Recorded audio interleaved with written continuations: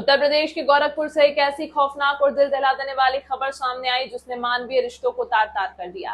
बांसगांव थाना क्षेत्र के बलुआ बुजुर्ग गांव में एक ही घर के अंदर 3 लोगों की बेरहमी से हत्या कर दी गई। इस ट्रिपल मर्डर से पूरे इलाके में सनसनी फैल गई है, लेकिन जब इस हत्याकांड के कातिल का नाम सामने आया तो पुलिस से लेकर आम जनता तक हर किसी के होश उड़ गए। खून का प्यासा कोई बाहरी बदमाश या भाड़े का शूटर नहीं था, बल्कि घर का ही 16 साल का एक नाबालिग लड़का था। इस कलयुगी छोटे भाई ने देर रात सोते समय अपने ही सगे बड़े भाई, भाभी और महज 3 साल के मासूम भतीजे को मौत के घाट उतार दिया। आखिर एक 16 साल के किशोर के जहन में अपने ही परिवार के खिलाफ इतनी नफरत कहां से आई?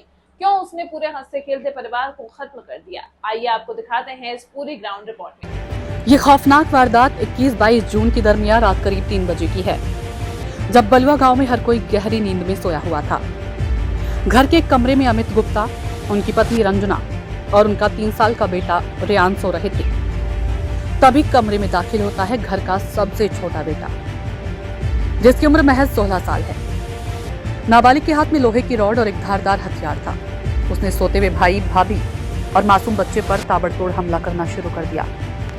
हमला इतना भयानक था कि तीनों को संभलने का मौका तक नहीं मिला और मौके पर ही उनकी तड़प तड़प कर मौत हो गई। चीख पुकार सुनकर जब दूसरे कमरे में सो रहे पिता अमित के कमरे की तरफ भागे तो दंग रह गए। कमरे के अंदर खून से लथपथ 3 लाशें पड़ी थी और छोटा बेटा हाथ में खून से सना हथियार लेकर बाहर निकल रहा था।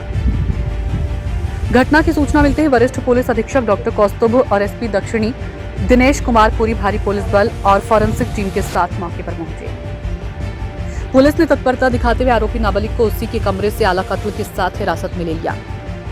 शुरुआती जांच में रिपोर्ट के मुताबिक इस कत्लेआम के पीछे पारिवारिक कलह और दुकान के प्रबंधन को लेकर चल रहा विवाद बताया जा रहा है। अमित कुछ महीने पहले ही बाहर से लौट कर आया था, जिसके बाद पिता ने किराने की दुकान का जिम्मा अमित को सौंप दिया था। इसी उपेक्षा और संपत्ति के विवाद के चलते नाबालिग ने दिल दहला देने वाले 3 हत्याकांड को अंजाम दे डाला।